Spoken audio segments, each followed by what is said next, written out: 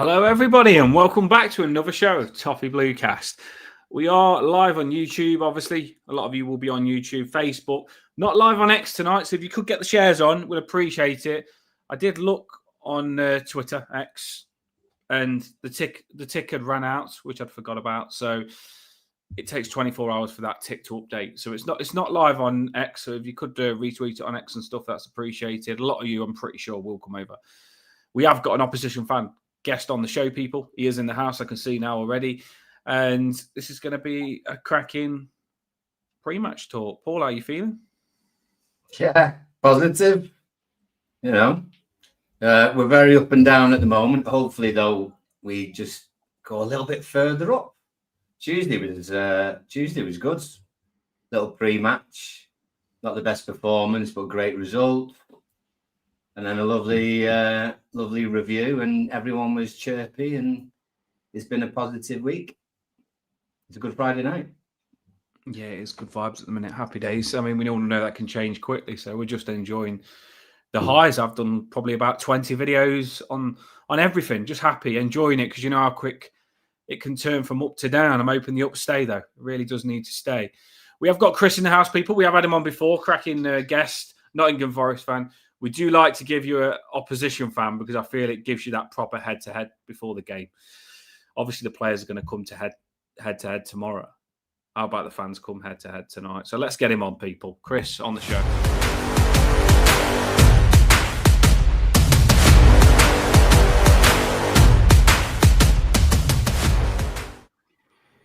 How are you doing, gentlemen? I'm good. Everyone will probably be like, they'll say, why is he not got a Nottingham accent? Yes, I'm an Irish Forest fan. Yes, I love Jake O'Brien. Yes, I love Seamus Coleman. But I want Forest to win now tomorrow, hopefully. But Dyche is doing a good job for us. Moisey's doing a good job for you. And the last time I was on, we both got deductions. And nothing's happened to Manchester City since then. So I have a soft spot for Everton as a result. How are you two doing today? Yeah, we're good, mate. We're good. And we remember all that. So it's nice to sort of come back together when we're not both in absolute dire straits. You don't feel as though you are, do you? You're not absolutely going to be drop bottom anyway. We had a terrible start. I mean, we had Ange as our coach for quite a few games. That was a bit of a disaster, let's be honest. So, we looked like, we're in a relegation battle as a result of that. So there's no question about it. We are in a relegation battle, but since Dyche has come in, things have kind of turned around a bit. So I think he's kind of the master of that. You would have learned that from the season you got your deduction, and he did really well with you. But right now we need that kind of firefighter, and he's come in and done all right with us. How about you, though? Big win midweek. You beat Bournemouth 1-0, wasn't it? It was all good, Dan, wasn't it? Yeah, it was. Our fans had lost their head a little bit because the game before that, we got battered. And it was a really frustrating game because the players was awful. Didn't try, didn't turn up. Set pieces really bad. And it's one of those games where the goals you conceded was our own fault. So we was fuming. And it's Newcastle as well. We don't like to lose against Newcastle. So we was fuming after that game. X wasn't a good place. Social media, you know what it's like when you lose. And we needed to get back on track quickly. And Bournemouth, it wasn't the best game in the world for us, but it's a game that we don't win away and we managed to win. So we're really happy with the result on that. And the league's mad at the minute because if we lost that, we was probably talking about another bottom of the league relegation sort of zone thing. And you win that, and now we're 3 points away from fourth. So the Premier League's that tight at the minute. 3 points is massive. It really is massive. So it was massive for us going into this game. Yeah, the huge win for you. And you're right about the league. It is mad. Like the fact that Forest were in a relegation scrap with a couple of wins, and all of a sudden you're top half of the table. So it is a mad league. The only teams that are sort of consistent are sort of Arsenal and City kind of at the moment. And obviously your rivals Liverpool have dropped way off. So you're probably looking up at them. Look, are you above them yet? Are you above them? Yeah, we're above. Yeah, we're above. Oh, they're a point above us. They're a point. Oh, are they? Oh, yeah, okay. They managed to scrape a draw against Sunderland. Right. So, But you're closing in on them. That's the thing. Now, look, obviously, I want to spoil that for you tomorrow. We want to go and do a job. But Everton away is always a tough place to go. Obviously, the new stadium looks cool as well. I tried to get a ticket for Everton away, couldn't. That would have been fun. But yeah, look, you're in the mix, and it is a mad league, isn't it? It's just this season is just so many ups and downs. Bournemouth were in the top 3, and now they're in like 15th or 14th or something, and it's just there's lots of movement up and down and stuff like that. But I think Everton, you guys, you're always known, even when you're near the bottom or you're struggling, you're just scrappy. You're a tough away game. The fans are always up for it, and you always get managers in generally that make you sort of well organized, and it's really hard to break down. Thought it was. I actually thought it was above them, Paul. I just looked. Yeah, it is 1 point. They're above us, so we'll have to sort that out quickly. You mentioned it just a minute ago. Your manager. I mean, obviously he's had a few games now and he's done okay. So that would have got you behind him a little bit. But what was your first thoughts when you got Sean Dyche, an Everton manager? As you can see, I've put it on the cover just to be a little bit of a shit house and get a little bit of rivalry going. But yeah, what was your thoughts? Well, it's funny, like for me personally, like I've always had a lot of respect for Dyche, just because, look, I'm Irish, so all I've ever known is backs to the wall, sit back, low possession football, and try and get a 1-0 win. And Dyche has done that for years with Burnley.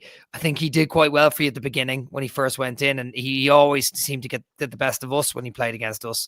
And then obviously recently, like I would never at the beginning of the season have predicted we'd be calling on Sean Dyche. Never. But I mean, you look at those results there. Like we started with Nuno. We had a bit of a disaster class when he left, and then Ange came in, and he just wasn't up to the races, and he was trying to play attacking possession football, and it wasn't working. And so a lot of our fans were like me in particular, were like, I don't care about good football. I just need results. And if you can see on the screen there, like, you know, he's lost 2 games in, what is that, 9? 1, 3, 4, 5, 6, 7, 8, 9. 2 games. When did Dyche come in? He came in at the start of that. So the Porto game was the first game. So the 23rd of October. So he came in at the beginning of that, and we hadn't won a single game under Ange. Ange had played 8 games, not won any, lost to Swansea away in the cup late, lost to Sunderland at home. We hadn't beaten Burnley away from home. Look at that. There it is. Now we scroll down. And I was at that Michelin game, that one at home that we lost 3-2. It was an absolute disaster. I was at the game, and at halftime, I was like, this guy's gone already. And the fans were calling for him to be sacked. I wasn't, but like, I wanted him to be sacked, but I wasn't calling, like screaming it out, but I definitely wanted it. It was a disaster. So you can see the uptick in form. Dyche has just turned it around there, and he's got us organised. We've got wins in the Premier League and the Europa League, draws against, you know, good teams. Went to Anfield, beat them 3-0 away. Yeah, it's looking much better under Dyche, and I think we didn't even expect to get this many good results this soon. We just wanted well organised, back to basics, try and pick up a few results, get away from the relegation zone. And yeah, hopefully we're doing that. With you guys, sorry for asking, but you liked him at the start, right? Like he did a great job when you got the deduction. Am I right in saying that? Yeah. I mean, the thing is, we're many of us, well, many football fans overall, are very fickle, and sort of do sometimes have short memories. I think Dyche was maybe what we needed at the right time, and for all of his faults, and he's got plenty. He has got plenty. But for all of his faults, he's very good at going into a club and turning it around, and straight away sort of bringing up that manager bound. That's one of his weapons in his utility belt, really. So there were plenty of times in the time that he was with us when it wasn't going well, not just at the end. We were very much kind of like that. And I know Dan often feels that, and we spoke about this quite a lot in the past, that Dyche held us back in some respects. I mean, he always comes in, when he goes into a club, wherever it is, it's very much like, oh, well, you know, it wasn't great before I arrived, and we haven't got that much to work with, and blah, blah, blah. And he's very good at, I mean, his press and everything else, he's very clever at sort of manipulating that narrative. You know, you will be absolute underdogs in every game that you have. However, you know, obviously last season you had a great season. So he can only use that for a certain amount of time, I would say, because you've still got some decent players. There's only a couple who have left. Do you know what I mean? So, and we'll see in the lineups in a few minutes. You've still got a decent squad and fast players, skillful players, and goal scorers, as it shows in the fixtures that you've had recently. You know, no one goes to Anfield, wins 3-0, and is a bad side. So it'll be interesting when you do kind of come off that, when you reach that plateau like we did, how he gets it to then go up again. Because we got to a point before he left, where we had like 3 games without a shot on target. And it wasn't just the players, although he would always say we didn't have the players. We just were not setting up in a way that we could. He didn't trust the players, basically. He didn't trust the players to pass 5 yards, move, and then pass again, and things like that. And he's very, his tactics are very robust and, like you said, organised and everything else. Defensively, we were quite good for a lot of the time, but we just couldn't score. So eventually, you are going to concede.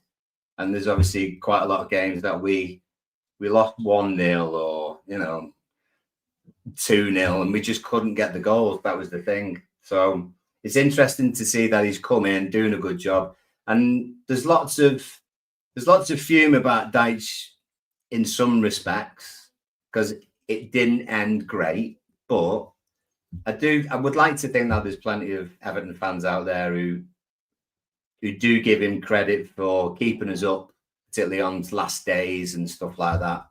So yeah. I'm not too much against him, and it'd be interesting to see what people say in the comments. I think you're on mute there, Dan. Sorry, yeah, go ahead. So I always do that.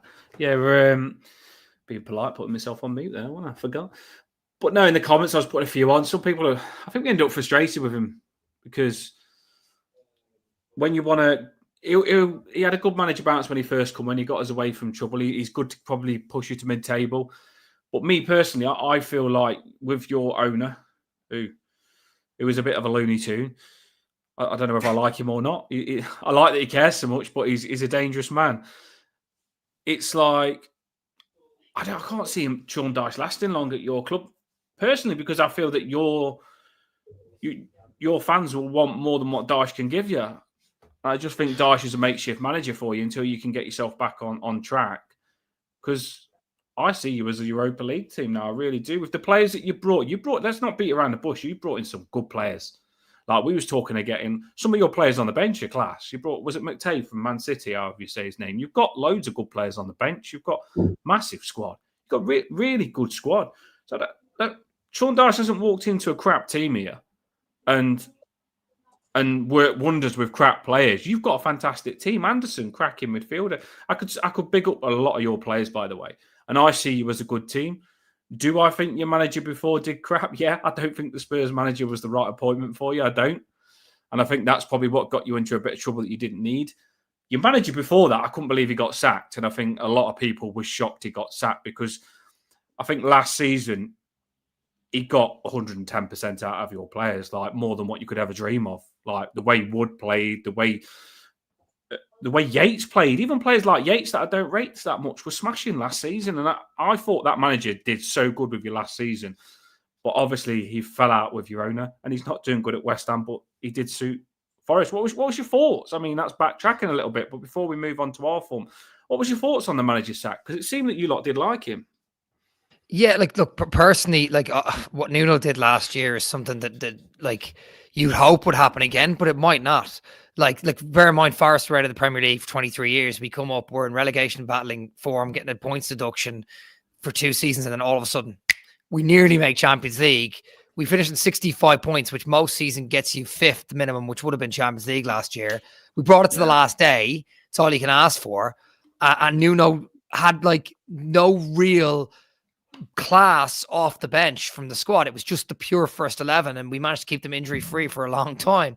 So what he did was unbelievable, unbelievable. I think the thing that disappointed fans at the end was he was coming out in the press saying certain things against the owner. And when you do that as a manager, you end up like, particularly our owner. And by the way, our owner, that there may be some controversy surrounding, our owner times, but Forest fans, we were like going down to League One before our owner came in. He improved our league position every year, and then we made Europe within the space of 7 years of him being our owner. So like our owner has been a bit of a revelation for us. So we all kind of love him. Obviously, there's some controversy, like I said, but the same with every owner. But we knew that was going to happen. If he's coming out in the press 2 times in a row, once before the Brentford game and then once after that, speaking ill, saying I'm not as close with the owner anymore, it's coming. Now, we don't know what happened behind the scenes. There's probably other stuff. Like, I was disappointed that he went, but ultimately I knew that it was going to happen. So it was kind of like it's happened already. It's not like don't sack him. You just knew it was going to come. So that's probably, it's kind of a weird, conversation to have with the VAR fans, because we genuinely thought this is coming because he's fallen out with Edu or whatever. And not many of the fans really care about Edu. It's more just, we knew that this was going to happen. But bringing on Jim was the controversy for us. That was the moment where half the fans, we split, and fans like myself were like, this is going to be a disaster. Another half of the fans were like, this is going to be brilliant. And there was just, eventually everyone moved towards the disaster side because of the results. So yeah, at the time we were with the Nuno stuff, a lot of people were really sad. Like, I was really upset, but like disappointed, but I knew it was coming. So I had time to sort of allow it to sink in for a couple of weeks, because you just felt it. So yeah, a mad one, that, Dan. And not to go off on a tangent, but on the other point with the Dyche stuff is the plateau that you were both sort of talking about. What's mad is, like, 2 years ago, we played Everton. You guys were off the back of that 10-point deduction this time 2 years ago, and Dwight McNeil scored, and you beat us away from home, and Dyche got like 4 wins in a row, right? Unbelievable. A year after that, last Christmas, I watched us beat you 2-0, and you were under Dyche, and you looked just lifeless, and we beat you, and that was the end of his tenure. And now, another year later, we're playing you guys. Dyche is our manager, and then he's turning around. So it's kind of, it just shows you how quickly things change in football. That's in the space of 2 years. It's just mad. So yeah, you don't know what to think half the time, but ultimately we needed a manager bounce and we got it. So yeah. Yeah, that was the thing. That the game where we that McNeil scored, I think, was at the end of November, and we had a great December. I think we played Arsenal or Chelsea or whatever, and I managed to get, we were unbeaten basically from that Forest game and then up to Christmas. But then when it did come to that, I'd say we weren't able to attack. We weren't able to even shoot on target. So it was no surprise. So that's what we kind of mean. Sometimes it does very much go up and down with Dyche. But when you're on a crest of a wave, everyone loves him to bits. Yeah. And also, sorry, go ahead, Dan. You go ahead. I was just going to say, I do think with your owner, Dyche will know the pressure's on him. It doesn't. The big thing for me that he ended up at Nottingham Forest is because he's obsessed with Nottingham Forest. We all know when he was at Everton, we got told he used to live in Nottingham, or still his family lives in Nottingham. And Ian Wone and Steve as well. Stone, played for Nottingham. Yeah. So it's not. It doesn't surprise me. The last thing Sean Dyche would want to do is let a club that he's got a connection with like that down. And some people in the comments were saying, what sort of reception do you think he'll get? I don't think we care that much about him now, to be honest. I don't think we're going to give a reception like we're that bothered about him. We don't think about him because we're doing well now. We're happy. We're happy with David Moyes, and we're actually doing well now. And a lot of Everton fans, from what I've seen, there's no rivalry between Nottingham Forest and Everton, other than this game that we want to take the 3 points. I think we get on with each other quite well. Like you said, mainly we had that get together, go against the Premier League because the Premier League decided to just attack us for no reason. So I think that brought us together. Us and you and Newcastle, and sort of the Villa as well. There's this kind of like pushback against PSR, and we don't have any real rivalry with each other. So we of course we kind of come together and go, like, when you see Man United and Liverpool spend $250 million on a few players in the summer, you kind of just go, well, what are these rules then? Like, what are we doing here? And do you know what really pisses me off? Excuse the language. Sorry, I shouldn't have sworn, right? Do you know what really grinds my gears is I actually Everton could have got relegated that season. Like Forest, we were threatened to, but luckily Luton were so bad. You guys got given a 10-point deduction at first, and that's why I love Dyche for you in that season, because he won a few games in a row and cancelled it out immediately. But you really could have gone down, and that's why I think that the Premier League has a lot to answer for, especially with City still doing nothing about that. And that's why I think you're right. We kind of did come together, and even look, Forest fans, like I'm from Ireland, so I just don't like Man United, right? But there's a lot of Liverpool fans in Ireland as well. And Forest fans that I know, they don't like Liverpool. There's that old rivalry. So, of course, they won't mind Everton. Do you know what I mean? It's that kind of thing. Yeah. So, I think we kind of like each other. But ultimately, when we come up against each other, hopefully we want to win, you want to win. But what's funny is everyone's probably going to call a draw tomorrow. It'll be interesting to see what the score predictions are later. Let's have a look at our form, and then we'll go into lineups and get stuck into this. Let's do this now. Let's put it a bit head to head on the. This is our form. I mean, we started off well at home. We was drawing, winning. We was unbeaten for a while at the new stadium. A lot of Everton fans was worried whether we'd connect with the new stadium, because I think moving into a new stadium, if you don't make it at home quick, it can feel like an away game. But luckily, we started the season well at home in the new stadium. But last game we lost and got battered at home. I am really hoping that our fans have. Because, when you're away, it's different to home. And, I think our fans will still feel that Newcastle battering that we had. So I'm hoping we can put that behind us. It's down to the players to make the fans forget about that and start this game good. But the form has picked up on it, Paul. That's decent. We've won 3 in the last 4. You can't really moan about that. No. If you go back to the Spurs game, I don't actually think that we played that bad, but we just didn't defend very well on set pieces. If you Sunderland away 1-1 now looks like a half decent result, to be fair. If you cut all of that away and you just look at where the green is, like you said earlier on in the week, Dan, 3 wins out of 4, and your other one was a defeat to Newcastle. If you go back to we didn't even do a post match for the Newcastle. That's how bad everyone felt. But you put it in the middle of that, then it does soften the blow quite a lot. And there's 3 clean sheets in there as well. So defensively, take that Newcastle result out, then we've actually done quite well there.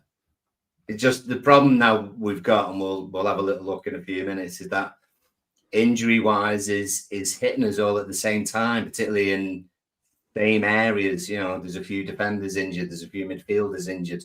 It couldn't be the striker that's bloody injured, but everyone else seems to be.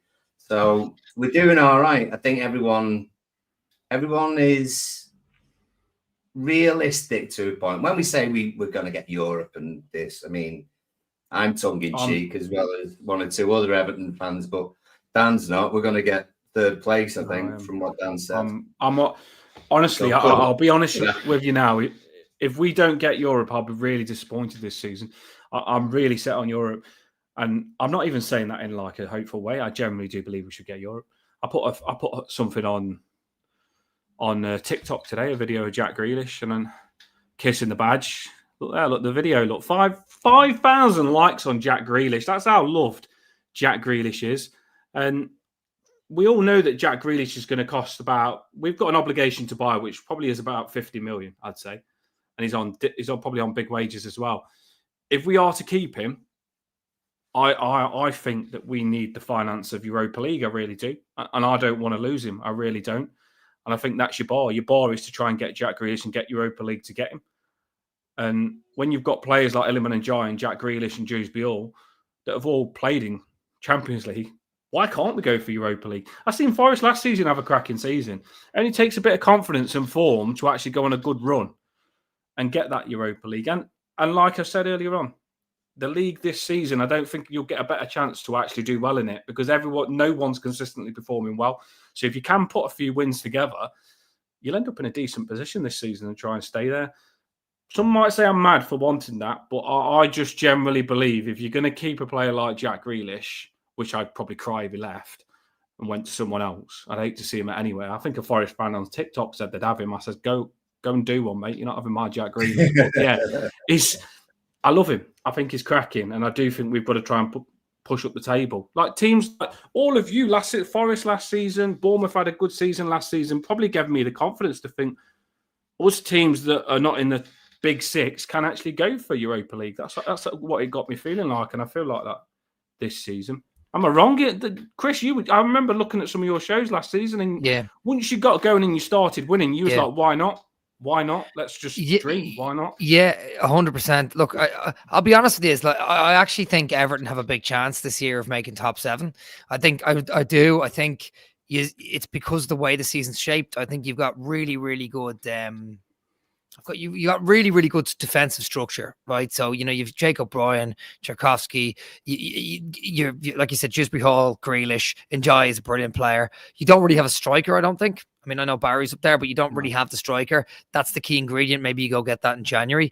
But I think ultimately, you lot have a really big chance of making Europe. And look, we did it last season. This season's a bit of a mad season. So I think you have the chance. Like, we're never going to do it this season. We've got Europa League, games on the Thursday nights, and we're battling relegation at the moment. And I think we have enough to stay up. And obviously Deutsch has done enough to turn around. But in terms of Europe, I think you guys have a good shot. And it's funny, I looked at your form there, the table that you flashed up. You've got the exact same form as us.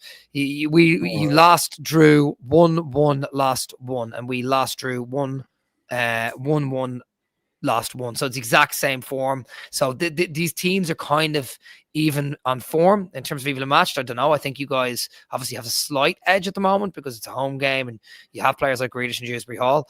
But I think you're right. We do have a good team, and but I think, European wise, you definitely can dream. And look, I know I can see in the comments loads of lads are saying they hate Forest, right? And a lot of them are saying they hate us because we've just come up. A lot of fans don't like Forest now because we're a little bit of a threat. We've 23 years out. I don't mind being hated at the moment.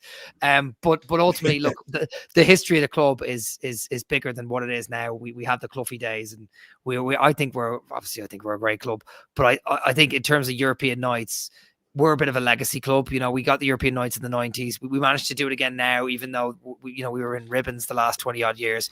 And I think Everton are as well a bit. Everton had it in the 80s. You guys were unbelievable. It was before my time, but you had your moment. You won that FA Cup in the mid 90s with Paul Wright out goal.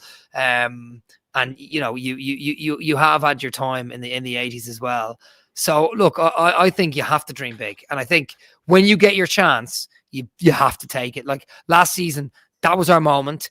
And look, we started aiming even higher for Champions League. And as a result, we dropped to the 7th and it was Conference League, then eventually Europa League because of the Palace thing. But ultimately, we would have been in Europe anyway, whether it was the 2nd or 3rd tier, it wouldn't have mattered. So you have to just aim for the highest. And then if you drop down a bit at the end or whatever, you still make Europe and go on your European nights. And Everton, look, you under Moyes, 20 odd years ago, you made Europe, didn't you? So am I right in saying that? Did you make Europe under Moyes or not? Did you not quite make? You were in top 6 anyway. We used to do it on a regular basis. Yeah. Even so there you go. Well before we got Lukaku, and we got in Europe quite a lot in the 2010s as well. And we just couldn't. We just got as far as we could get before the whole sort of collapse, really.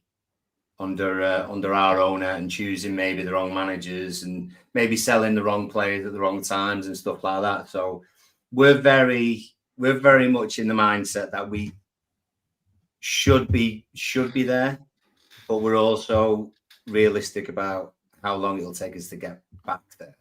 But now we're on a little bit of a wave, new stadium, everything else. And like you said, Chris, is that if we had a striker like we had Lukaku, with the creative players that we've got around him at the moment, then we'd be absolutely flying. Everyone would be chuffed to bits. But it's just that missing link. It's the striker. And one thing I will say is, if you look at teams like last year, like Bournemouth and stuff like that, that was their moment. Bournemouth had a big chance at one point to make Europe, and they kind of blew it. I think Everton, maybe it's a mindset thing. I think you're a big club, like, I think maybe if you get your chance, I think you'll take it because you've done it before. So you just have to, that thing in January, if you want to go for Europe, buy a striker in January. You gotta put your money where your mouth is. And I know, like Dan was saying, the Grealish is on big wages and stuff, but you just have to take your chance. And luckily we did last year. It's funny, we didn't buy anyone in January last year. So like but we just went on and rode the wave, and then we made it. So I do genuinely, apart from tomorrow, wish you all the best. But I think you have to take your chance. And you're defending. You're always. Yeah, go ahead. I was just going to say. I said on the last show, I said that getting ourselves in a decent position before the next window, before January, is massive on us. Our owners actually taking more of a gamble in the transfer for a window, if you know where I'm coming from. I think if we can get ourselves, I know people will say it's mad, but if you think about it now, we're 3 points from Chelsea, who are fourth. So if we went on, and obviously you want to win on your own, but if we went on to beat you, and then we got Chelsea next and won that, going into Christmas, I tell you something, we could be in a cracking position where these owners think, let's go and spend 60 million on a striker. If we're mid-table, I don't think they will. I honestly do think that you've got to get in that position to ask the questions at least. That's how I feel. And I really do hope that we can get in that position. Talking about your players, this is your team. So if you're the manager, this is what you've given me if I've typed it up right. Let's put it at the top as well. Talk to me. This is the team that you've picked, I think. Yeah, that's the team I picked. I don't know if Sangare is fit. I think he is. If he's not, I'd put Dominguez in there. But this is definitely it, the 4-2-3-1. And we played this last season under Nuno. Obviously, slight tweaking with this, but pretty much the same. Ange obviously put it out the window when he came in, and we were dreadful. But this is it. Yeah, solid at the back. Murillo might be back in. He was injured there midweek and in the last game, so he didn't play the last 2 games for us. He's one of the best players we've ever had, I think, as a centre back goes. Unbelievable defender, only 22, or 23 is class. Sells obviously goalie of the season, sort of one of the goalie of the season last season. He Golden Glove with David Raya last year. Unbelievable last year. Been a bit poor under Ange, but has got better now. Williams left back, revelation at left back really. Savona's a makeshift right back at the moment because Aina's been out for a while, but he's done well. Young Italian player, came from Juventus. Milenkovic, solid Serbian defender, unbelievable for us. And then Sangare, Anderson. I mean, you probably watch him for England. Like, he is absolutely unbelievable. The fact that he's playing number 6 and Declan Rice is the 8 for England just he tells you everything you need to know about him. He's like 23 or something. He was unbelievable last year. It's mad with Anderson, Chris. I'll jump in on that one because it links to what you're saying. Like, I don't watch England a lot. I don't know why, because they do me head in. I don't watch them a lot. And I hadn't been watching England, but I did hear that Anderson was in the team, and I thought, Anderson, that lad from Newcastle, he's crap, he is. Why is he in the team?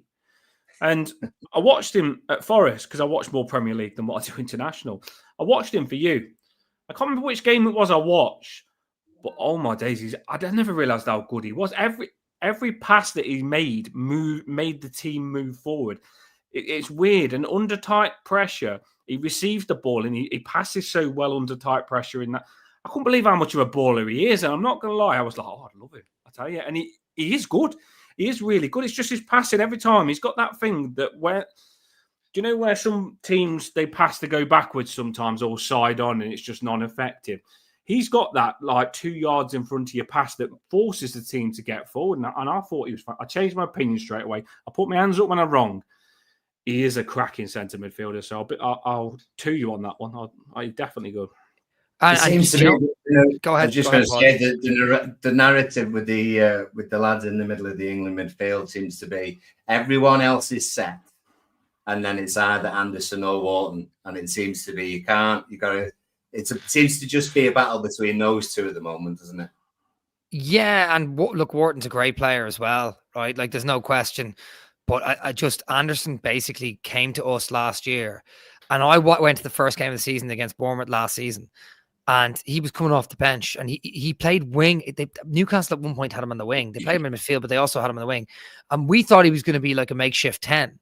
And then we put him in the 8 because one of our players got really badly injured in day 1. So Anderson then went to the 8 and he was just unbelievable the whole season. And he's just got better and better and better. And I can tell you, it doesn't matter what game you watch. He's unbelievable. Every single game he's played, he's consistent, which is the biggest thing for him.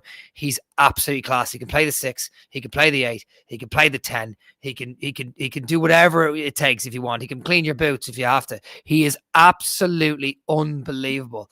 And I'm not just saying that because he is. Forest fans are now saying he is one of the best players they've ever seen play. And we would say that about Murillo and him, the two players in the last sort of 30 years that we would say that about. I think Gibbs White obviously is special, but those two are just like levels when it comes to it. So yeah, he's a class act, and it will be between Wharton and him, who goes on the plane. Maybe both will, but if Anderson keeps it up, I think it'll be him. I think it's nice to have those sort of players that you feel, I wouldn't say beyond you, because you always believe you believe in your club that they're incredible, but that player that's a little bit above the players that pushes you to that player, it's nice to have one of them. We've got a couple of those players, I feel, as well. And I think he's that player for you, isn't he? He's that good that you know that your team needs to be that good to keep him, because he is class. Yeah, I don't think we will keep him either. I think he will go as well. I think when it gets to the summer, I think he'll be gone. The only good thing is though, your owner, I feel some people will be scared that their owner doesn't give a crap about the football club and is more bothered about bringing money into the club and making money. But we had it with Mashiri a little bit. He was a little bit of a bugger for that. You feel he could do whoever's put money in his pocket. But your owner, he does live and breathe that football club a little bit. And we've seen it with Morgan Gibbs-White with that transfer. He would not let him go. He literally jumped in on that and stopped it. So I feel it could be the same with Anderson, Chris. I feel with Anderson, he'll love him and won't want him to go.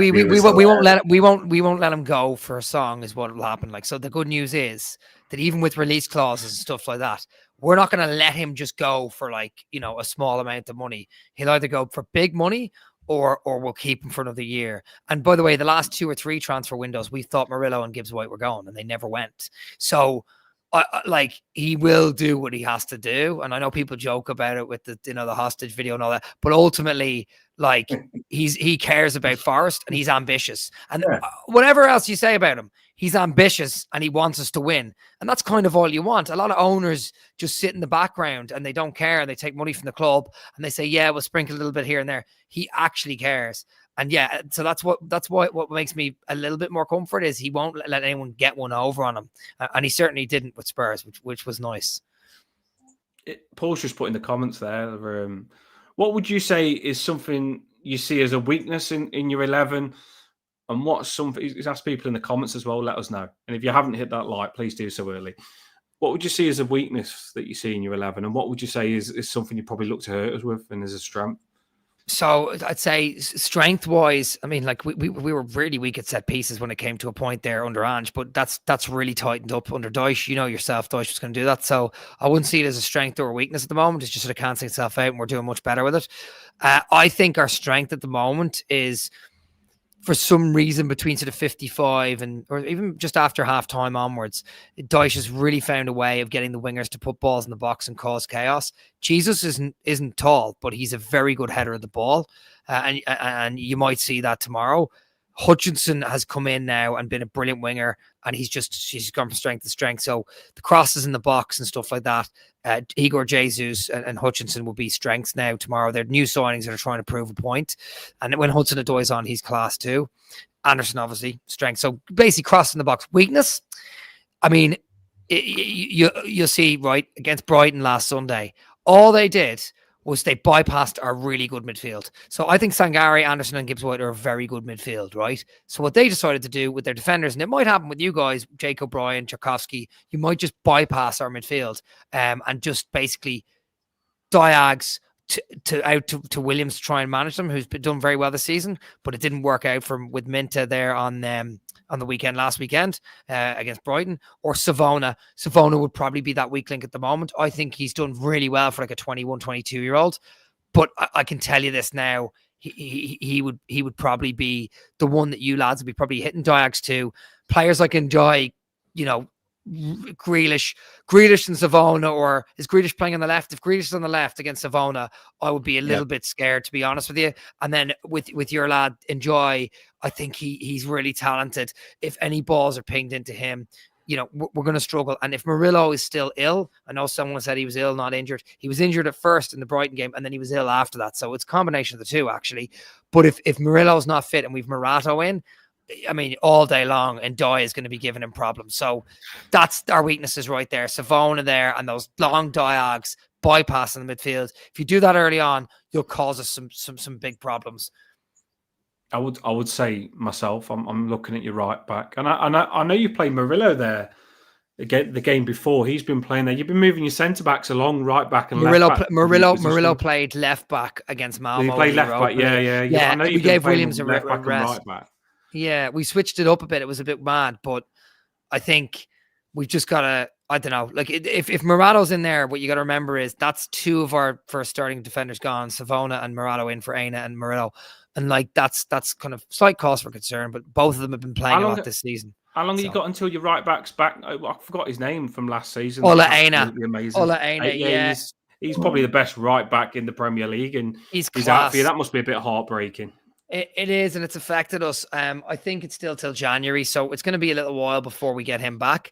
But I mean, Savona's done really well considering, and the way we've set up Deutsch is really like one of our strengths, I suppose, is the way Deutsch has set us up. Even against Brighton, a lot of fans who watched that game and went to the game, I know a few, they said the same thing that I did. We were actually pretty good against Brighton apart from the first 20 minutes. First 20 minutes was a nightmare. But they scored 2 goals, one at the end of the first half and one in injury time. So we actually played pretty well against them, and Deutsch did well. The performance was solid enough. Just the first 20 minutes was terrible. So Deutsch will organise us. I think he's done really well, except for maybe one game against Bournemouth away. So I think that will be one of our strengths. But we've had to make shift a lot at the back, and we might be tired as well. Like you guys played on the Tuesday. We played in the Wednesday and the Sunday, and there was, Gibbs White wasn't fit in both those games, came off both those games. So we've a lot of players who are tired. They're playing a lot of football with Europe as well. We have another European game on the Thursday again, and then Sunday against Spurs next week. So, I think fatigue is going to be a weakness for us as well. And if your guys are fit and ready to go, you could get stuck in. And we have a lot of injuries as well. So, I think that might help you. We've got injuries. Maybe it's the time of the year because it's absolutely freezing outside that teams are picking up injuries now, because we've got a lot of souls due to suspension as well. So I can't just say it's the weather, just players being stupid. Right. Get your Everton lineups in the comments, people. If there's any Forest ones and you haven't put yours in, do put it in and we'll put it on the screen. Everyone that puts a lineup on, we'll read it out. We do like you to get involved because we want to see what lineup you want. What players are you thinking of playing this game? Me and Paul are going to give our lineup. I've done mine as well, not just left into this one. I've done my own work, people. I'm going to do Paul's first because I feel Paul's is different to mine. This is Paul's lineup. And by the way, Chris, I mean, you probably haven't got all eyes on Everton like us. We Garner Gay, he obviously gave Michael Keane a slap. Something I probably would have high-fived him for 2 years ago, but weirdly, Michael Keane's good at the minute. But he gave him a slap. And it was bizarre. And got a red card. I don't think it was a red card, to be fair. It was hardly a slap at all. Red card, and he's got a 3-game suspension gone again. We haven't got many centre midfielders. We haven't got a right back either. So Garner Gay's out because of him slapping his own player. Irabunum got his 5th yellow card last game, so he's not available. Our only defensive centre mid, other than Garner, who's covering right back, because Michael Keane's out as well. So this is probably the biggest load of injuries we've had. I'm not going to lie. I'm worried about the injuries, but I'm still confident because I love Everton. But we have got a lot of injuries, haven't we, Paul? In fact, actually, I'm actually just looking on Flashscore. I am going to throw this up because I think it deserves to be seen how many players on both sides are struggling at the moment. So I'm just gonna. Did it come up? Oh, sorry, just hang on a sec. There we go. So yeah, we're both quite badly injured at the moment. Garner Gay, obviously, Rubenham just getting that yellow card. It's obviously only a 1-game suspension because it's 5 yellow cards, but it's at a bad time. Merlin Roll. It was a hernia up, I think, wasn't it? So he thinks maybe New Year. Moyes thinks maybe New Year. Patterson as well, apparently ankle injury. And then questionable is Keane for us, and obviously Murillo for you. So it'll be interesting what both managers tend to do, to be fair. The reason I went... Sorry, Dan, you can throw it back up now. The reason... Go on, sorry, mate.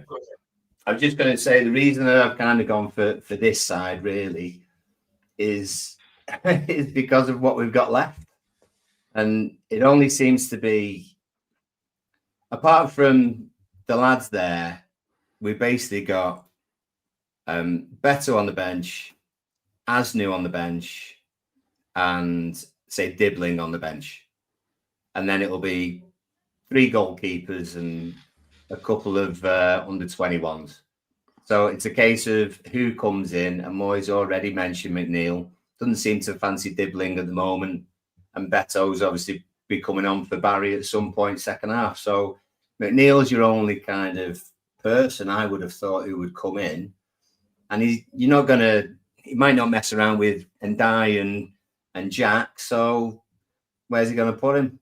I don't think he would trust him sort of middle next to Dewsbury Hall or Alcaraz. And he played in the 10 for Deitch as well. I think he scored against you guys at our place. Got the winner one time. Long shot from edge of the box, I think it was. So it seems to be, it just seems to be a shoe-in for me, to be fair. But McNeil scored against us. Is that what you're saying, Paul? I think so. He scored twice. McNeil always scores against us. McNeil scored against us in the long shot in your place. Then he scored against us at our place. He scored against us at our place during Deutsch's reign. He also scored. I was at the game where I realised our Champions League dreams were over because he scored late, and McNeil nicked the ball off our centre back and gave it to who was it that scored the winner? I can't remember. Decore. So I actually messaged Dan, I think it was, or yourself. I messaged Dan saying, look, fair play. I was devastated. But I messaged to say fair play because I don't mind Everton, but I was just absolutely devastated. And you outplayed us that day. But McNeil always gets the better of us. So we'll be having nightmares about him. And by the way, I look at your team here. You're missing players, but enjoy Dewsbury Hall and Grealish are top class players. Like, they are top class players. Like, they're going to cause us all ends of trouble, particularly with Savona and that right back, who's obviously, I don't think he's done well, but he's obviously a student of the game. But still, yeah. Go ahead. Whose lineup do you think's better? I mean, this is his lineup, and this is my lineup. I like a bit of competition. I think. Who is this? Your lineup? Yeah, I've gone for Dibbling on the right, put Njai on the left, and put Grealish. I think McNeil's better at the moment in there because he's an old head. He's played a lot of games. He's experienced. In this kind of game, you need that kind of player. I think Dibbling's talented, and I'll be scared of him when he comes off the bench. But I think I'd have McNeil through the middle, and then Grealish and Ndai causing us problems on the outside. If I'm being honest, if that was my that's what will cause us issues. I think. Cheers, mate. Yeah, it's nice to know you. Paul's got a paper yeah, already. Paul wins. But bear in mind, I don't. This has got sense. I don't want either of those lineups to do well. I want our lineup to beat yours. So, I think Paul's would be the most scary. But sure, look, I hope we go and do the business. After you lot saying the McNeil thing, I didn't think, I'm not Statman like Paul. I didn't think how good McNeil has been against Forest. And after you saying that, I was like, fair point. He has. And it makes a good point. There's a reason why you would play a player that's got form against a team. But I did this because I think Grealish in the 10 would be really dangerous. Like, you play Morgan Gibbs in that position. I think Grealish in that position would be really... I don't even mind, by the way, playing Njai on the right and playing McNeil on the left in this team that I've just put on the screen, if we're saying McNeil. But I just love Grealish to just say, you can be the free roamer and do what you want, because I think there's good link-up play at the minute for Dewsbury Hall and Grealish. They're really good at passing the ball together. And I think because we've got no sitting centre midfielder, for me, it's massive against you that we try and keep the ball in the middle. And I think Grealish would help Dewsbury Hall keep the ball more than what the other 10s would do, if you know where I'm coming from. Because I think he'd drop in as a centre mid sometimes and just help him, like he's probably done for City before. I know he's obviously normally a left winger, but you've got to do what you've got to do. You look at this and you say, it's a really good team, which I think is as well. I love them. I love our players. I'm in love with my team again. If you'd have gone to us 2 years ago, I actually didn't love probably one player other than Richarlison. Now I'm starting to fall in love. Richarlison and Pickford, that was it. But now I love these players. But it's easy to look at our attackers and think, whoa, I'm in trouble. But we haven't got a sitting defensive midfielder there. No, and that's the worrying thing for us, that we've got no sitting defensive midfielder. What's going on now? I love Garner, right? Because obviously he played for Forest. He had 2 loan spells with us, got us promoted. I absolutely adore him. Like, I would have wanted him to come to Forest. But I didn't actually realise he played right back for you, makeshift right back for the time being. He's obviously a midfielder, right? So what's the story there? Has he been playing there all season? Is it just because you had a few injuries? One of your boys, Jake O'Brien's been playing right back. Jake O'Brien's been playing. Yeah, Jake O'Brien's been playing right back. And last season, Jake O'Brien was fantastic there. He was really good. I put a tweet out about this, actually. Last season, you actually believe that he's the best right back going. No one could get by him. He's fast, he's strong. And he was sensational right back last season, Jake O'Brien. You knew he wasn't going to get in centre back because it was Branthwaite and Tarkowski at the time. So it was very hard to get that position. But this season, I don't know why, but Jake O'Brien's gone off it at the right back position. And I felt sorry for him because you know you've got a centre back playing right back, and sometimes they are going to struggle. And this season he has struggled in that position, I believe, a little bit. He's looked like a player that's not playing in his position. Keane getting injured last game moved Jake O'Brien to his natural position. I thought he had a fantastic game. And it's nice to see him play his position, have a fantastic... like you say, he's Irish and he's amazing. I think he's a good talent. But you keep playing him out of position, it can ruin the confidence. So I think we've got to be careful with Jake O'Brien, if you ask me. He's a good player. Keep moving him about. It can affect him, can't it, changing the positions? Especially when he's a centre-back. He plays in like a back 3 for Ireland, the right of that back 3, but that's more of a central position, right? It's not a right back position, and he is very good. And I like that he can play right back. You know, it gives you options, but he is a centre back. Like he's a tall centre back, but he's just good with his feet as well. So I think you're gonna see the best of him now. Like you really are. I watched him for Ireland beat Portugal and Hungary there a few weeks ago. Probably one of the best weeks of my life. And he was just unbelievable with Nathan Collins and Darryl Shea at the back, the 3 of them. So in a back 3, he's great, but in a back 4, I'd probably always have him in centre back. But look, he can play on the right, but I get what you're saying. I think you do have to be careful. But without Branthwaite and Keane, obviously he's going to get that position. But yeah. Yeah, I think with O'Brien as well, I don't think he's played particularly badly at right back at any point. There's probably been a couple of games where he got ripped by 1 or 2 tricky lads, but I think it's coincided with us maybe not doing that well in 1 or 2 particular games, and it's just been shown up. So Keane kind of getting injured is almost a bit of a blessing in disguise, but it's just bad timing because of Garner Gay and Arubanum just getting his suspension. But Garner, the way we play with Garner is far more controlled and effective with us passing up the pitch than when O'Brien's there, because he's not that kind of Garner player, but he's solid and he'll find a ball down the line. But the problem is we haven't been holding it very well when it's that kind of ball. So what Garner will do is he'll find Alcaraz or he'll find Dewsbury Hall, for example, if they're the 2 in the middle. And then those guys will then turn, and then it's then Dyens, Grealish, and I'd like to see us be progressive up the pitch, but with Grealish and McNeil and Ndiaye, if it happens, I just think we'll be quicker at moving up the pitch. And that's key. But we won't always get that with O'Brien being right back, is the point.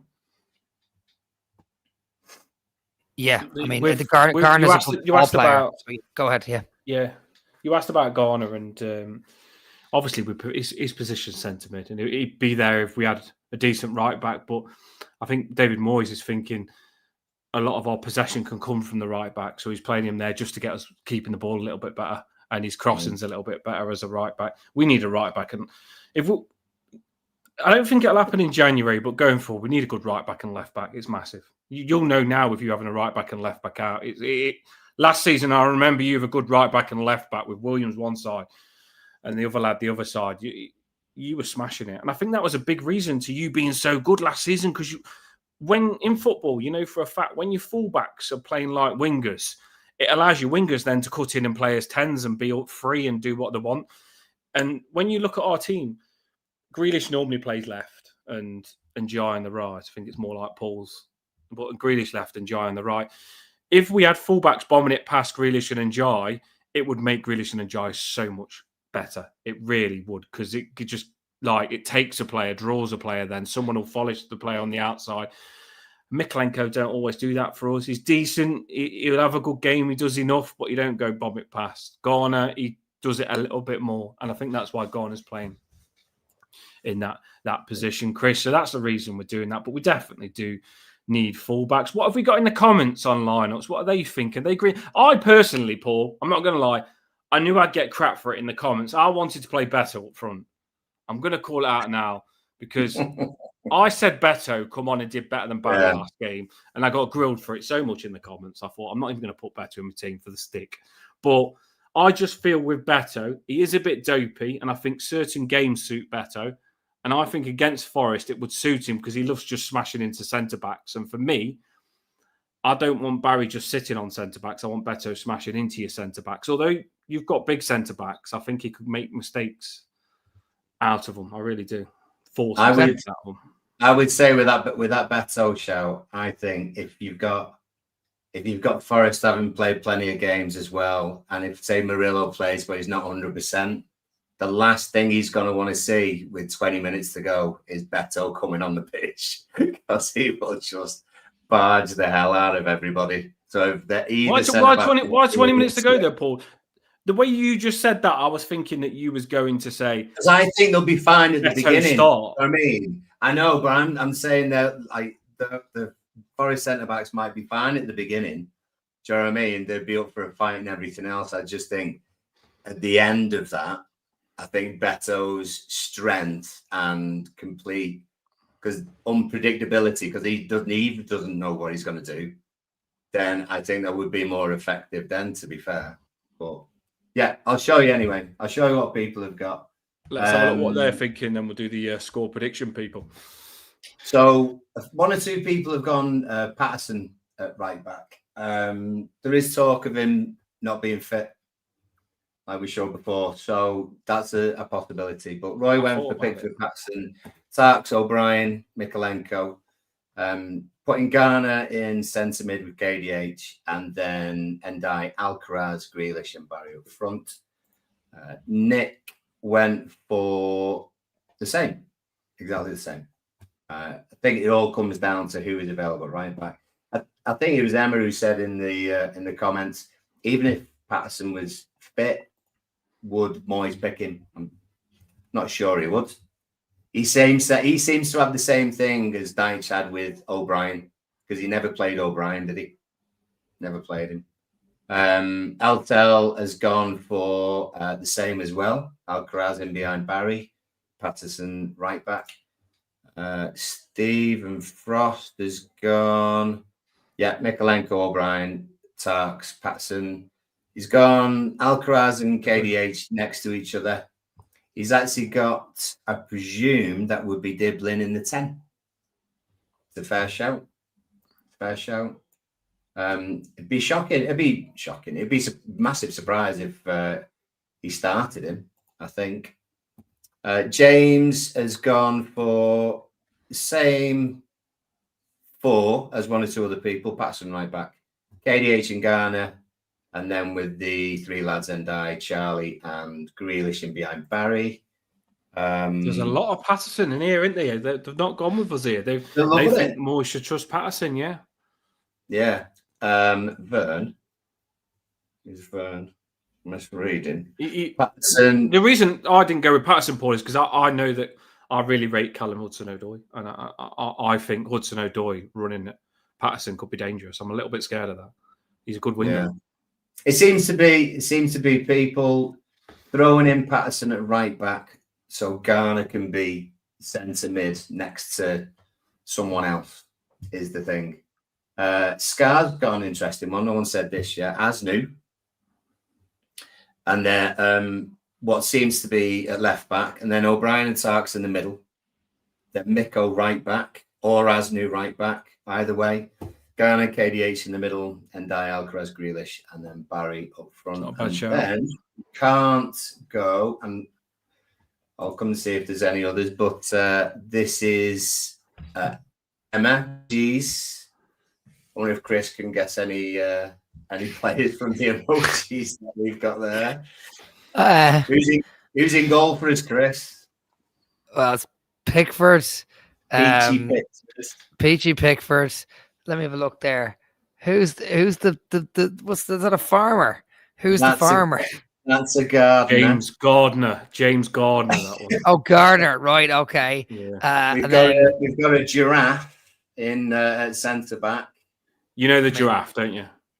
No, it must be. Is it O'Brien? Jake O'Brien. O'Brien, our giraffe. Yeah. Tchaikovsky. Yeah, he's got the ears. Yeah. Mikolenko's the bandage on the head. He cut his head. That's happened to him before. You've got. I mean, it's got to be Dewsbury Hall somewhere in there. Am I right? The guy, Illiman and Jai, because he's ill. That guy, Illiman and Jai. Die next to KDH. KDH is the middle one. Yeah. Champagne. Jesus. You've got me struggling here.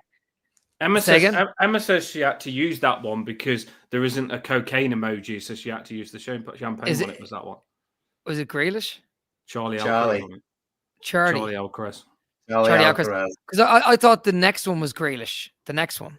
Is that right? No, that's dribbling. Oh, dribbling. Jeez, I'm terrible at this. Right, so then we was. I'm dreadful. You've got this one. You've got the second to last one, definitely. The second to last. That's Grealish. That is Grealish. Yes, Grealish. Yeah, sexy legs with the big calves. Really and sexy legs. Can you work out the last one? It's an island. It's an island.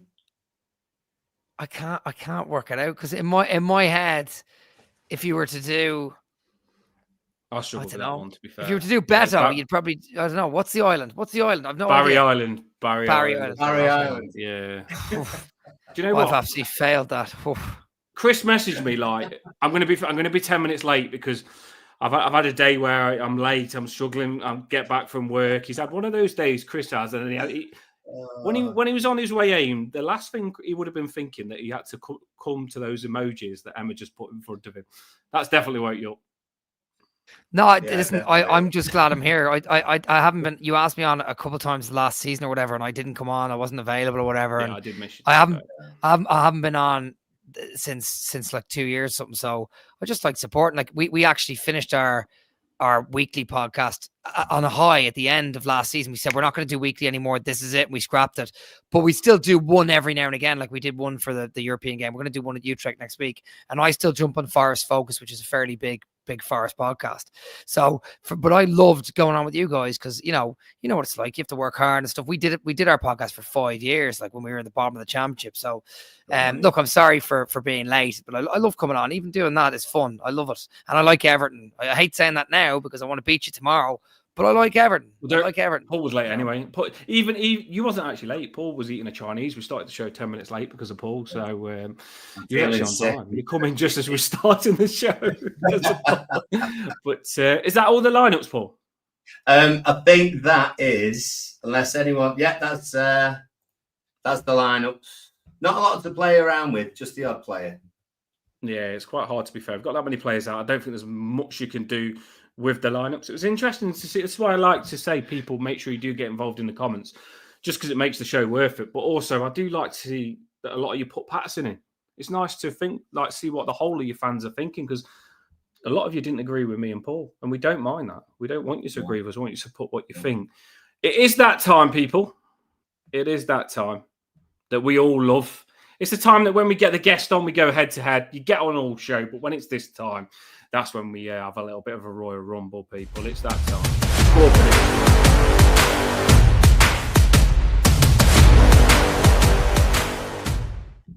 So it's score prediction time. It's what some people won't even comment throughout the whole show, but when it's score prediction, they can't not have a go because everyone loves the score prediction. We're that sad. There you go, more Shire. We're that sad that we want the score and the goal scorers. So what we're going to do, you make me feel, hopefully he scores. What we're going to do, people, is we're going to get Paul to go first on the score prediction.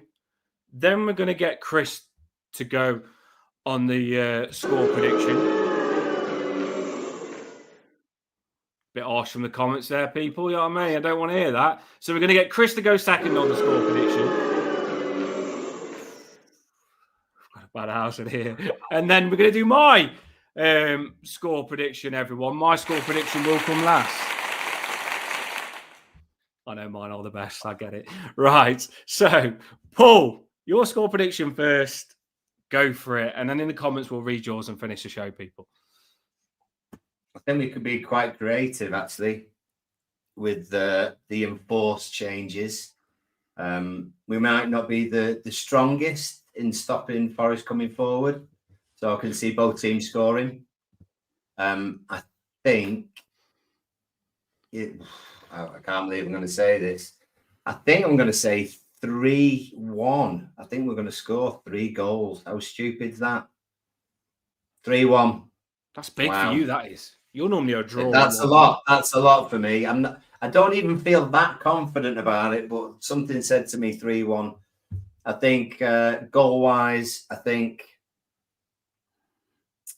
McNeil will score again. Sorry, Chris. And why don't we have a couple of Ndiays? An Ndiaye, 2 Ndiays and a McNeil, and probably a set piece maybe for Forest, someone annoying. Is Yates injured or is he playing? He's a sort of annoying player that would score against us. Come off the bench. Come off the bench. Yeah, something like that. So Yates for you guys, Ndiaye, Brace, and McNeil for us. 3-1.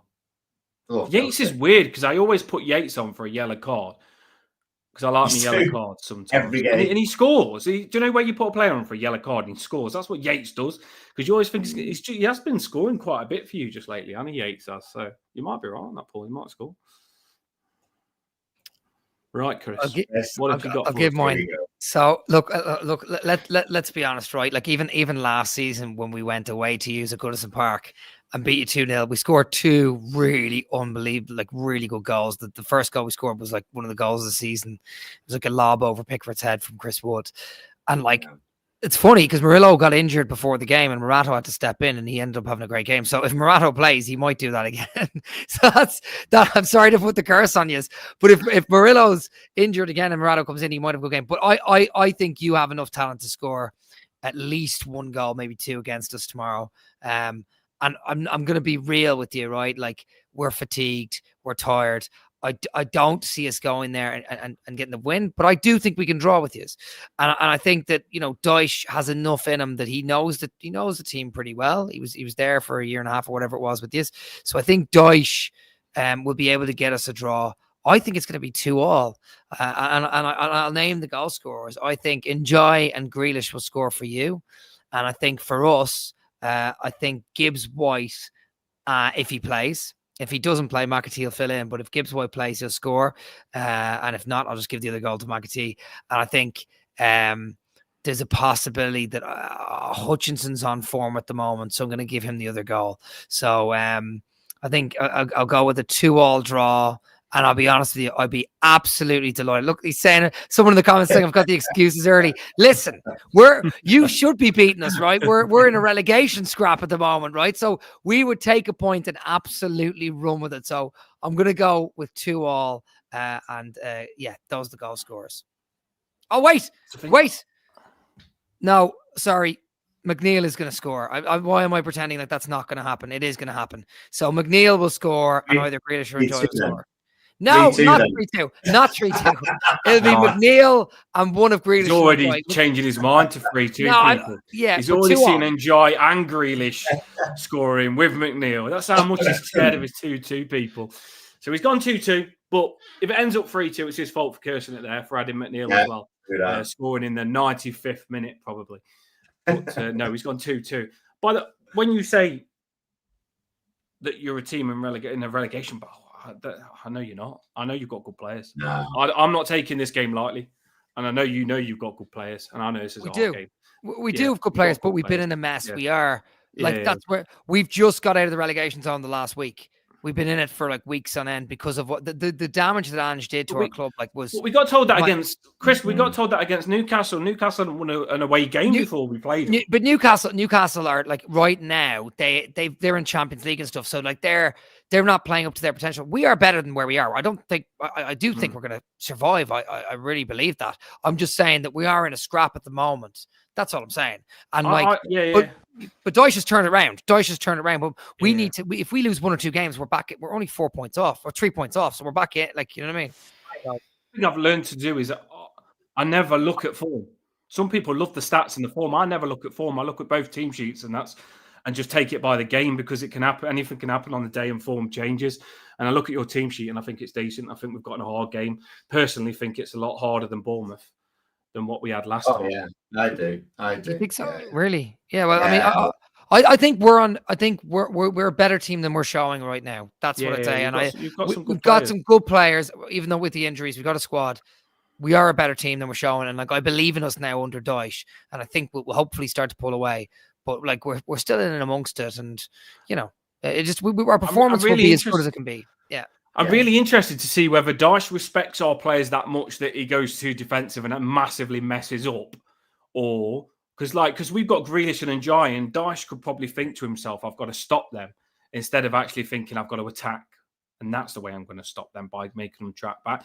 So it's going to be interesting to see how much Dyche goes for it. I hate playing against ex-managers or ex-players. I really do. I think that can be a curse for us sometimes. I know for a fact Dyche will want to beat Everton. A lot. He'll really want to beat them inside because he was part of the project, wasn't he? He was part of the project and he probably wanted to be the manager right now, but he just didn't do well. So Dyche will really want to get one over on Everton just to say, I was good enough. Because I think Dyche left Everton, like, as much as he did incredible to keep our club up and keep our club afloat and stop us from going into administration, I think he did manage us shite on that last season and probably gave up and moved us on to Moyes. So I think Dyche will be wanting to show, you know what, I'm a good manager. So you're going to be good. My score prediction, I hate saying this because it makes me feel sick thinking of this game, but 3-2. If it's 3-2, it's rank, innit? 3-2. Because to Forest. You've got goal. No. I like it that you jumped on me on that. I don't think I've ever on Toffee Bluecast put us to lose, because I'm the most optimistic person ever. But no, I think 3-2 to win, but I've given you 2 goals there, which I think is a lot of respect. I think you're going to be a hard team to shrug off. We have got not a centre midfielder that we want. We have got like a defence that's not completely how we want it. And you've got some good attacking players. Jesus is a good striker. I have watched Forest a lot. I watch everyone. I like watching the football. And I think Jesus, he's about to turn. He's everywhere, isn't he? He's got a lot of energy. So you've got some good players in you.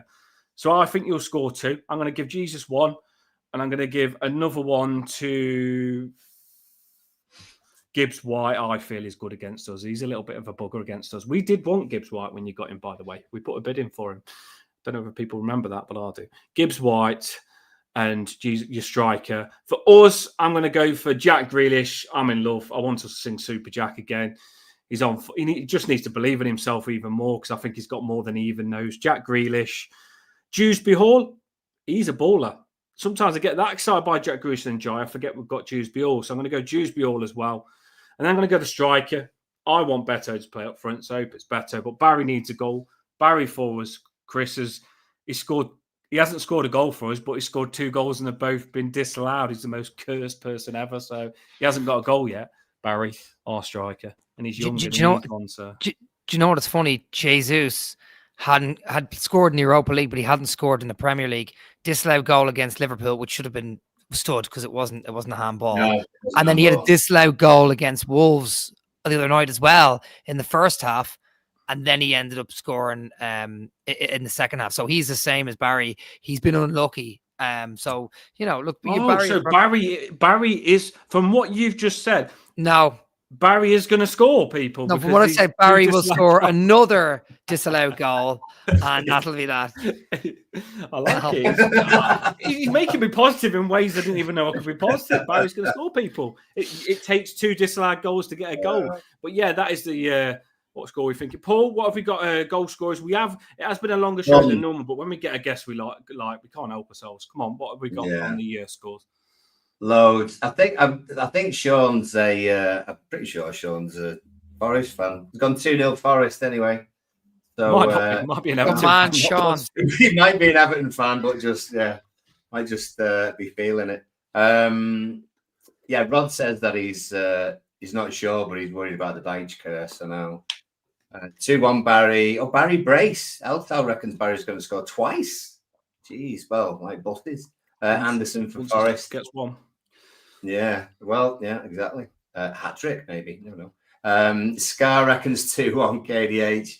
And then O'Brien scores a winner from a set piece to stick it to Dyche. He might do a sliding celebration in front of Sean Dyche. Do you know what? That's interesting, though. The fact that Dyche never played O'Brien and said that he isn't ready for the Premier League. That is I think Jake O'Brien might be wanting to prove himself this game because Dyche did Dyche say that first and foremost? First of all, I'll say Dyche did an interview recently and was very complimentary about Everton. Like literally, he was asked. He wouldn't play Jake. He wouldn't play. And I know it's a media thing and stuff, but he actually was really kind about Everton, and he said he loves the club, respects the club, and all that. So just give you a heads up, he was very complimentary in the last interview. Yeah, Dyche is like I say, Dyche will. But with the Jake O'Brien thing, what happened there? O'Brien scored. We went to Ireland and we had that Coleman game, the tribute game in Ireland. In the friendly before the season started, and Jake O'Brien scored, and Jake O'Brien was fantastic in pre-season, and Dyche just never played him. And in the press conferences, Dyche kept saying Jake O'Brien needs Premier League experience, but to get Premier League experience, Dyche has to play him. We couldn't figure it out. So Moyes come in, basically, Jake O'Brien didn't play much at all. Moyes come in, and Moyes said, I'm going to give Jake O'Brien a chance right back. It was new to play Jake O'Brien right back, and once we did, there was no going back. And you rate Jake O'Brien a lot as well, don't you? Big time. Yeah, I rate all our centre backs. He's one of them. Yeah. I love as an Irish fan, I think he's a really we produce really solid 7-8 out of 10 defenders that play 8 out of 10 every week, like Nathan Collins, Jake O'Brien, Daryl. We do that. Seamus Coleman, right? But like we produce solid defenders. Jake O'Brien is one of them. There's no question he is. So I was surprised to hear that Dyche didn't play him. And you're right, he will want to stick it to him, unfortunately, but hopefully he doesn't. Yeah. Well, I don't think he likes right backs because I think he slapped Patterson across the head in Portugal. So maybe he's got to think about right backs. Watch out before you right back. but by the way, on an off topic, obviously I'm a Forest fan, but I live in Ireland, so I can't, like, Man United fans just everywhere, and it's a nightmare, right? And Liverpool fans as well. I went to I couldn't have had a better week the other week because obviously Forest beat Liverpool away 3-0, and then the Monday night I went to watch down at the pub a Monday night football game, Everton v Man United, and Everton got that red card early on, and I thought, Man United are just going to walk away with this. And I was sat with my mate, and I actually started to feel sorry for him. I never feel sorry for Man United fans because Everton just completely outplayed them with 10 men, played the perfect game, and then Moisey's on the pitch. So you must have, as Everton fans, watching what happened to Moyes at Man United, loved him going on the pitch celebrating in that game, no? Oh, yeah. We've had a few. Because we've got a song, and we Paul. I've never felt more like singing the blues when Everton win and Liverpool lose. So we've been singing that quite a lot just lately because they've spent 450 million and been losing, and we've been winning. So we're happy we just focus on ourselves because with how much they've won and how well they've been doing, we can't say much until we start doing stuff ourselves. But it's always nice to look over your shoulder and watch them spend that much and be losing like they are doing. And they should have lost last night. I was watching it last night and I was just thinking, please lose. Just please lose. But they got a lucky goal, didn't they? But they ain't good at the minute. They really ain't good. And it's just so good for all of us to see, I think. A lot of people don't like them, like you said. A lot of people don't. Is that all these score predictions, Paul? Is there more? No, we've got tons. Emma's gone for 2-0, Grealish and Ndiaye. And also, just to mention, Emma said thank you very much for her competition winning shirt, which has been sent and she may have received already. So, if you go on a game tomorrow, take a lucky shirt. Yeah, lucky shirt. Roy's gone for 1-0, KDH to get the winner. Nick's gone. Very specific, always. Barry in the 17th minute. Alcaraz in the 54th. I like 2-0 one. I like it, Nick, mate. Danny 2-1 Endai and Barry. I think everyone would love Barry to get a goal. Eugene's in. Eugene's always goes for the same score. 4-1. There you go. And it's going to be Jack Grealish hat-trick and Barry to score the other one. He goes 4-1 every week, Chris. And every one day week, it's going to happen. whoever it is, doesn't matter. Clarkie's in. He reckons Barry first goal, O'Brien second goal, 2-0 for us. Steve reckons 2-1 for us. Squeaky bum ending wouldn't surprise me. Could well be 1-1 for a long time, to be fair. Barry hat-trick. James is on it. 2-0 Forest, Hutchinson and Gibbs White is what Sean said. Yeah. Good work, Sean. West Egg 2-0 Taki and a controversial McMessy goal. Curling it in from 50 yards, I'd imagine. Tadil reckons Barry gets off the mark and it's 2-0. I don't know, Scar. I don't know where Paws is, but if he was here, he would be telling us that it would be a massive scoreline and Pickford would score a penalty as well. I will drop him a message to see if he's. Also, Toffee Bluecast. We are a big family, by the way. I'll drop him a message. Make sure. I know he's got quite a few kids like me as well. So there's a lot of flus going around at the minute. So maybe one of his kids is poorly. I remember him saying the other day. But we will shout in on Pawsey, who's normally always on the show. True. Obviously, we got one Patterson to score and get sent off for slapping Deitch. Yeah, we go. That's a good Ric Flair. Woo! Get the Ric Flair. You all like that sort of drama going on. Carl reckons he's been funny in the comments tonight, Carl. Boring 1-0, KDH on the volley, first 10 minutes, then we defend for 80 minutes with 7 men. Yeah, probably sounds about right, really. I'm just seeing if there's any other ones. Geno, Barry the double, 2-1 win. And Hazrat, always supporting us. Thank you very much. It's going to go 2-0. Skilliman and Dewsbury Hall. Pato is 350-1 to score. So I bet he's more than that now if he's injured.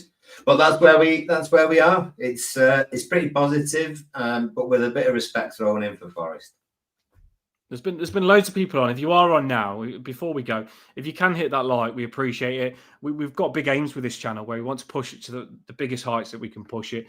We want to do a lot for charities and everything. We're in a good place where we want to do good things. And if you get behind us, we'll show you what we can do. Paul did a giveaway last time and Emma's going with a new top. We'll do what we can for you.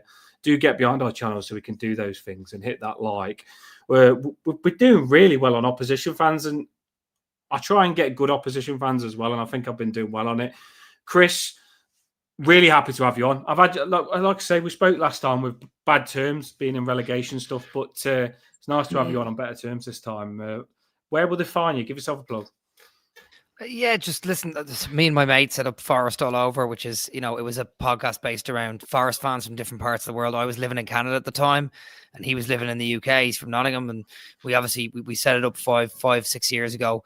But like I said, the weekly show stopped there at the end of last year, but we still do occasional shows and we post every now and again. So just follow us at NFFC All Over on X or Forest All Over on Instagram.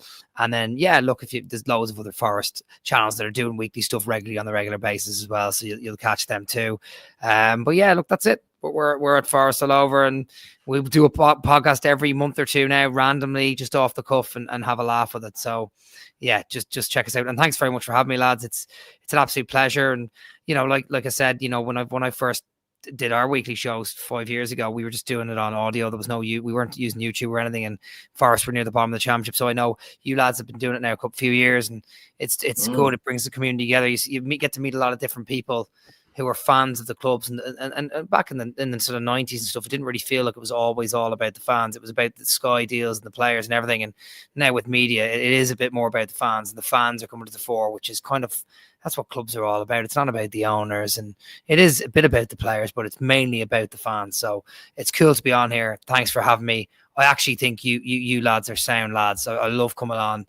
So we play you again at home in 3 or 4 weeks' time. So Look, We'll have you I on know, again if you're yeah. free. If you're free, we'll have you Yeah, on again. yeah, Be interested to yeah. see what happened. Yeah, and if you lads, can I ask you this? Because I turned around to an Everton fan in the pub there the other day.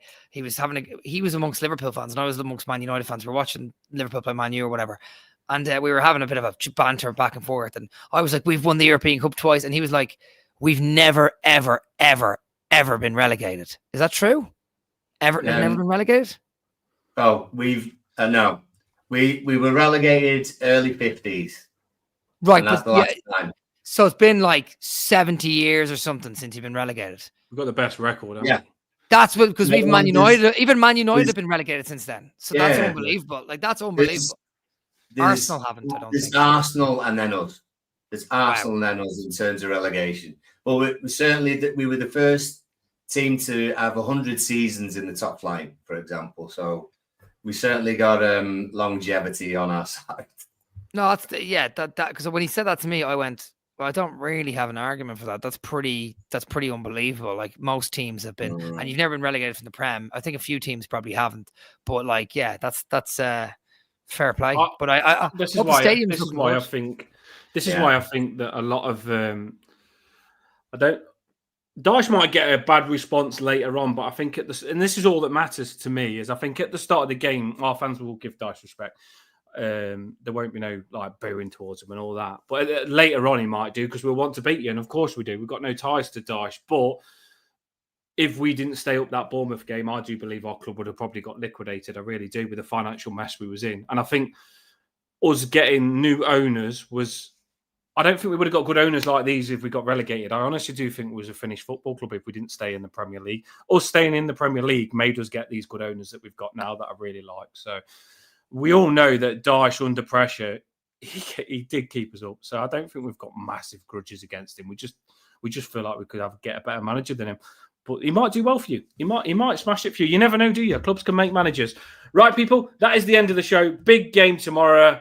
I'm looking forward to it, to be fair. These shows always get me excited. Let's see what's going to happen. Two good teams, I think, going head-to-head. Up the top is everyone. And Chris, other than tomorrow, I wish you luck until we meet again, mate. Right, up the top is. See you later, everyone.